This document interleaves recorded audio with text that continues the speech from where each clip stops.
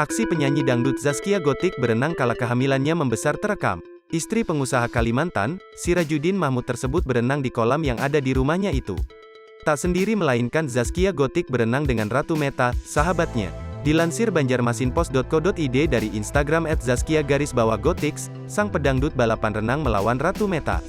Terlihat mereka memulai renang itu dari garis yang sama. Dengan lincahnya, Zaskia Gotik berenang tampak tak ada beban dalam perutnya.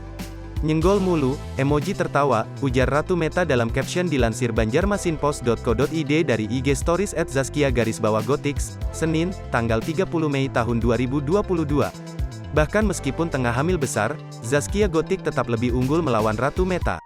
Gotik berada di garis terdepan sementara Ratu Meta tertinggal di belakangnya. Tingkah Zaskia Gotik dan Ratu Meta membuat mereka tertawa bersamaan. Diketahui, kini Zaskia Gotik sedang mengandung anak keduanya dengan Sirajudin Mahmud. Belakangan, Zaskia Gotik bagikan hasil USG terbaru anak keduanya dengan Sirajudin Mahmud.